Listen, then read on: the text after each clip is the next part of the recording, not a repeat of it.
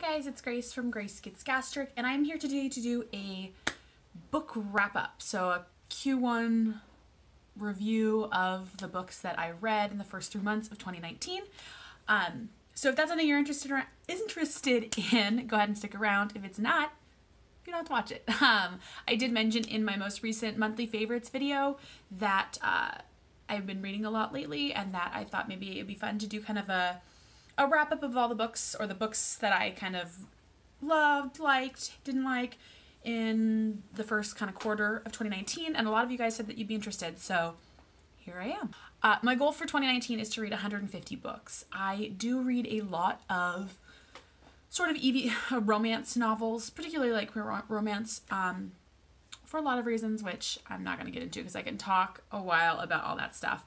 But I do read a lot of those kinds of books, so that is pretty quick for me to read. But then I, of course, also read a lot of more classically literary books. So those are the books I'm going to be focusing on for this video. So in the first 3 months of 2019, so January, February, March, I read 46 books. And of those 46 books, 33 of them were romance novels, so I'm not going to really talk about those ones, but 5 of those were also Pulitzer Prize winners. Not the romance novels, obviously. But I am also doing, I've mentioned this in previous videos, I'm doing a challenge where I'm attempting to read all of the Pulitzer Prize winning novels. I am a little over a third of the way through that challenge, so I've been trying to read those, and then I'm also just reading other books as well. So I'm going to talk about kind of the books I loved, the books I liked, and the books that are kind of meh, okay.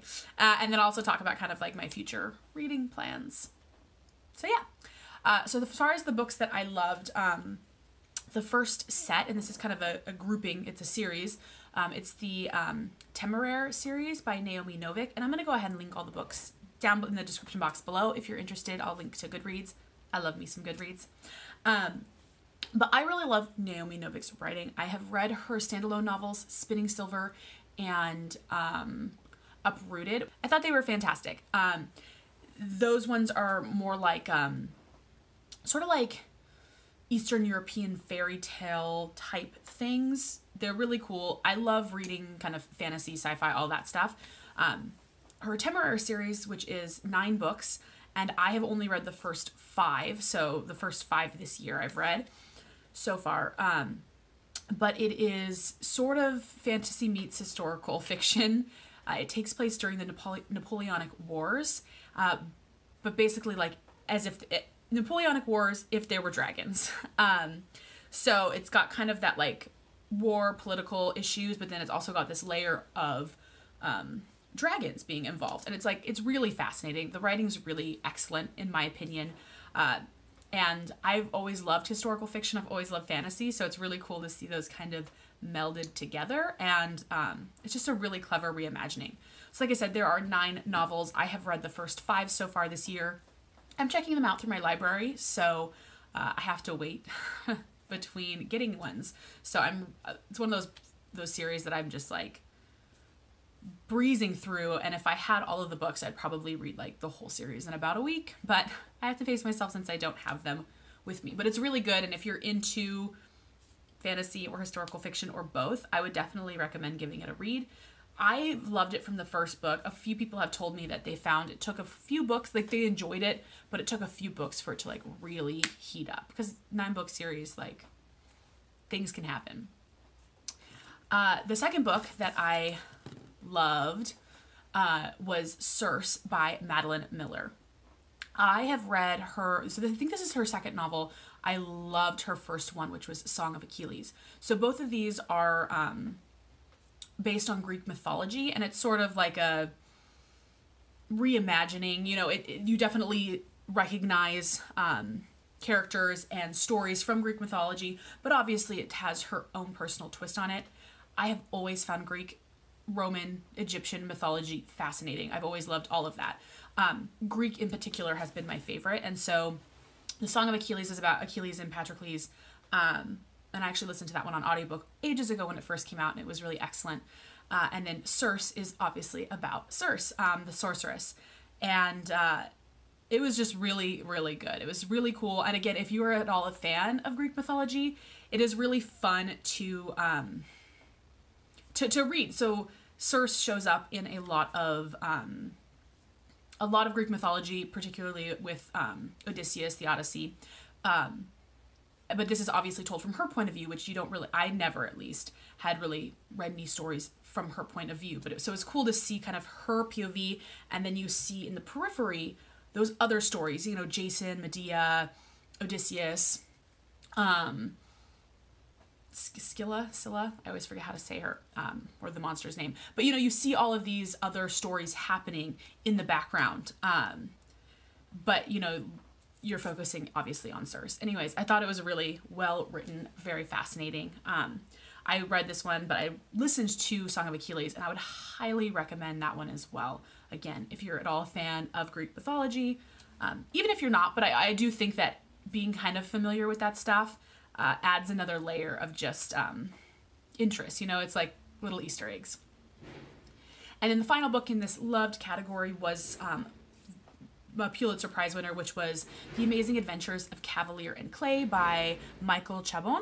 I don't know if that's how you pronounce that name. I said that very Spanish-y. But it is a book that takes place during World War II, and it has one of the characters, well, both the characters are Jewish. One like lives and grew up in New York, and another was in, oh God, I think he was in Poland. He was in Europe, and his family like sent him to America to escape Hitler. And they basically form a comic writing duo, a drawing and writing comics.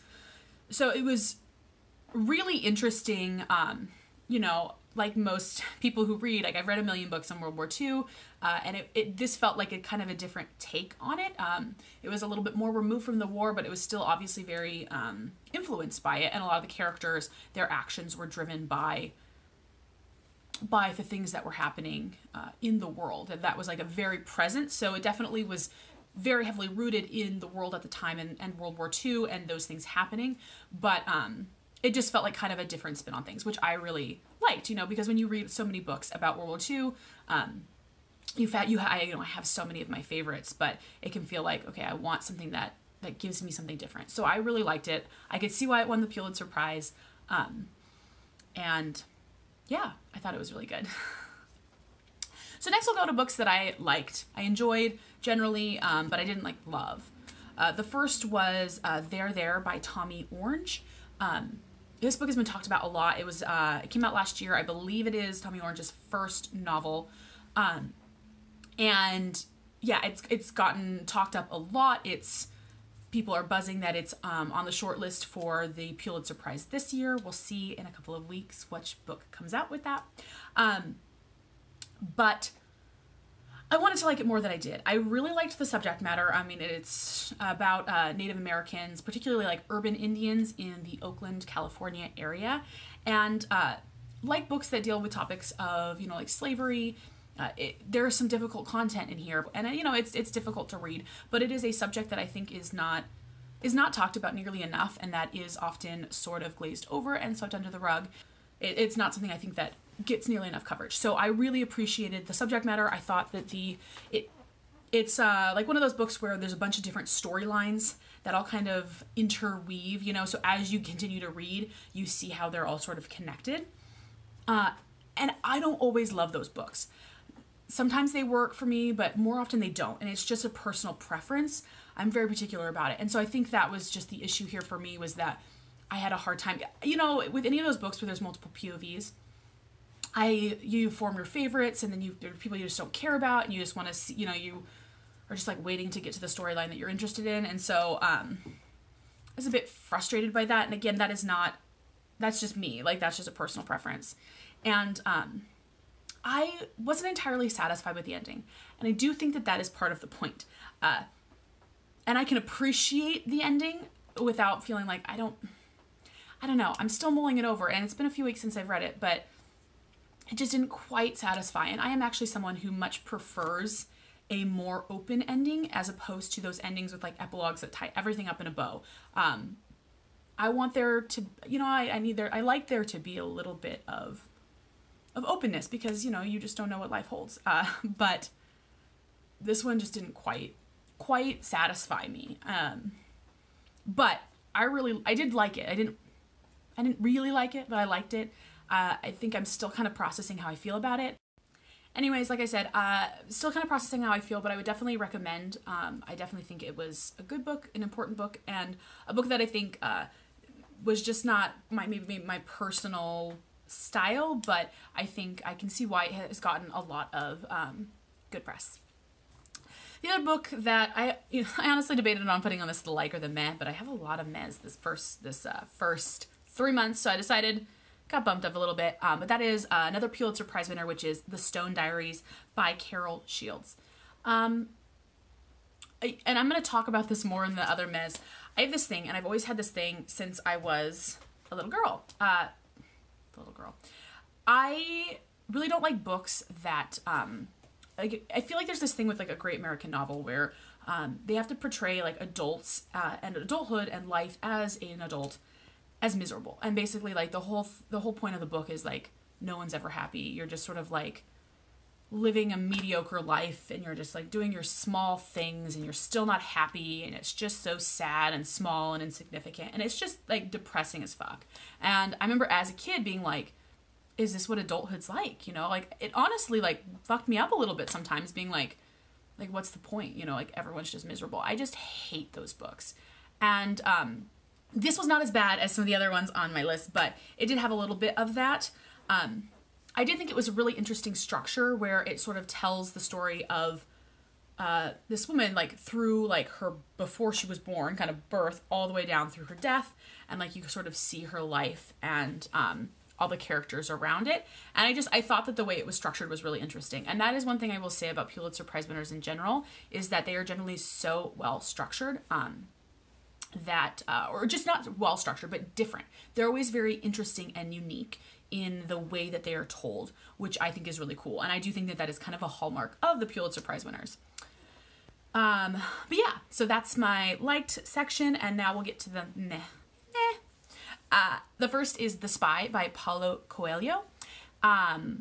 He is the one who wrote The Alchemist, which everyone and their mother has read. I've got to say, I've never been a huge fan of his. I don't know. I thought he's a little overrated. And the only reason I read this book was because it was gifted to me by a friend, and I am trying to slowly read through like the hard copy books that I haven't read. And this was the shortest one, so I read this one this quarter. It is, oh God, I'm totally forgetting her name. Something Mora. I'll put her name here. It's based on a real human being. It's a historical fiction. But based on the very little like Googling I did of her as I was reading, this is such a very surface level depiction of her life. It is very shallow. The whole thing was very shallow and it's very short. And I think that's part of why, but I was bored. It took me forever to read and it shouldn't have because it was so short. It was boring. It just didn't give in deep. I didn't care about any of the characters because like I felt like I didn't know any motivations. Like they didn't dig deep enough. They're just like telling me why they were doing things and I didn't feel it. So I just thought it was like a very meh book. The next was 1,000 Acres by Jane Smiley. This is another Pulitzer Prize winner. It was also a book that was highly recommended to me by one of my best friends and I didn't like it. Again, it was just so bleak. It is sort of like a modern retelling of King Lear. So there's like influences there. I'll admit I have not read King Lear. So perhaps I would have enjoyed it more if I had. I don't really think I would have. I know the basics and I get like the principle of it. Like I know what King Lear is about. So I don't think that there were really like a lot of intricacies there that would have given me more knowledge or more enjoyment. I just really think that the subject matter was just kind of dark and bleak. And again, I'm not against dark subject matter, but it was just like that unrelenting angst and depression and just like, yeah, I'm not about that. I mean, I don't need like a bright, happy, sunshiny ending, but I do like to believe that like human beings in the world, some of them are happy. The next was The Hours by Michael Cunningham. This is one of those ones I'm like, I'm not sure if it's you or me. Again, a bit bleak, not too bad. I just was bored as hell reading it. And again, this is a highly influenced by, oh my God, is it Mrs. Doherty by Virginia Woolf? It's influenced by one of the Virginia Woolf books, and I had not read it. And I do think that in this particular case, that would have really enhanced my experience. I do think it's sort of like when I was saying about Circe with the mythology. I think it's one of those things where if you're familiar with the book, you really get more of these references, and perhaps that would have helped me be less bored, because I was just like, I don't know what's being told. I don't get the story. I was like, the whole thing seemed pointless to me. And it was another Pulitzer Prize winner. Otherwise, I probably wouldn't have continued reading it. And again, yet another Pulitzer Prize winner, the last one in this list, is A Death in the Family by James Agee. Another book that was highly recommended to me, and I honestly was expecting to really enjoy, and I liked it okay, but it was one of those books that's like very literary in like the writing style, where it's like a little flowery, a little bit like abstract almost, and to the point where you're like, I almost felt like an idiot because I'm like, I don't get it. Like, I'm not connecting with it. And it just sort of feels like nonsense, you know? And so I was like, the whole time I'm reading, I'm like, I feel like an idiot for not getting this cool, like, style. It's just him blathering. It's like a poem in prose form. And I like poetry, but, like, I want it to be poetry and not whatever the hell this was. Again, just not for me, I guess. Yeah, I mean, I didn't hate it. It was just meh. But again, another Pulitzer Prize winner. So those are kind of the books that I've read in the first quarter. You can see there were kind of a lot of meh books. Normally I have more books that I loved or that I liked. But this quarter was a little bit lackluster. But here is hoping that the next quarter is better. I do have some books coming up that I'm really excited about. I do have the rest of the Temeraire series, 6 through 9. Hopefully I'll get to read all of those in the next 3 months, but it is totally going to depend on my library and when those come in. I also been wanting to read An American Marriage by Tayari Jones. That's been on my list for a long time. It's been at the library for a long time. I've been waiting for it. And it's like 3 months, so I might not even read it this quarter. But it is another book that I've heard is kind of on the short list for the Pulitzer Prize. So I plan on reading it either way, but for sure if it's on the Pulitzer Prize winner, which we will find out in April, which novel or fiction won. I've been wanting to read Becoming by Michelle Obama. The Hate You Give by Angie Thomas. I actually just got that from the library, so I will for sure be reading that in the next few weeks before it has to go back. I want to read The Best We Could Do by Thi Bui, and it is a Vietnamese graphic novel, kind of similar in concept to like Mouse or Persepolis, and so I've heard it's really good and I want to read that. And then the next Pulitzer Prize I'm planning to read is probably going to be Middlesex by Eugenides. That is another one that's been highly recommended, so fingers crossed that it is a good one. Anyways, what is your guys' favorite novel, book, whatever that you have read in the past 3 months? Let me know down below. Do you guys have a favorite Pulitzer Prize winner that I should prioritize? I'm always down for book recommendations. And let me know if you enjoyed this video. Give it a like, give it a thumbs up, subscribe if you haven't yet. I do make new videos every week, and I'll probably do one of these videos every 3 months or so, assuming you guys enjoy it. Thank you as always for being here, and I will talk to you all very soon. Bye!